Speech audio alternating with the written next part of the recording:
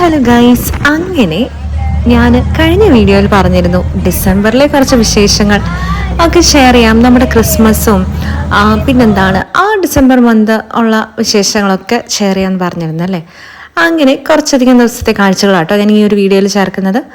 ആദ്യമായി തന്നെ ഞാൻ ജിമ്മിൽ പോയിട്ട് തിരിച്ചു വരുമ്പോൾ കാണുന്ന കാഴ്ച പാവലയെ നോക്കി നിൽക്കുന്നത് ഡാഡിയും മമ്മിയുമാണ്.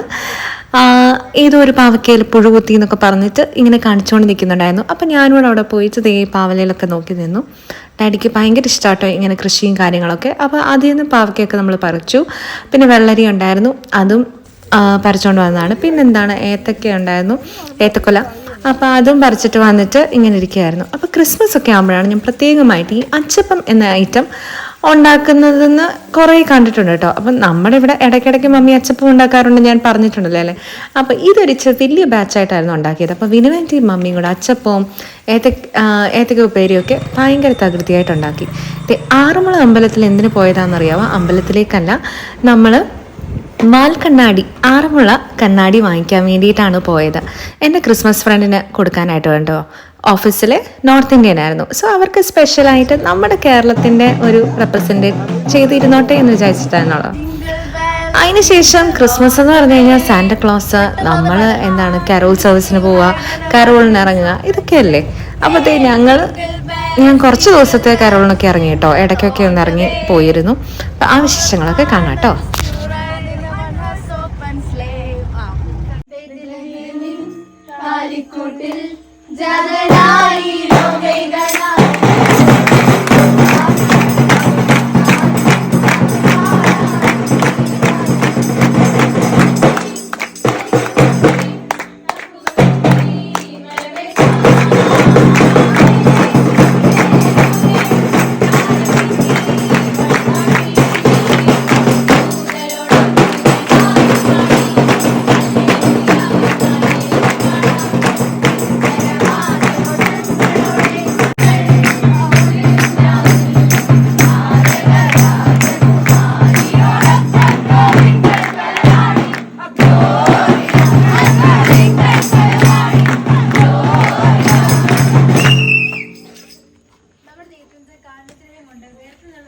അങ്ങനെ കരോളൊക്കെ കഴിഞ്ഞ് തിരിച്ചു വരുമ്പം എന്നും പള്ളിയിൽ നമുക്ക് ഫുഡ് ഉണ്ടായിരുന്നു കേട്ടോ.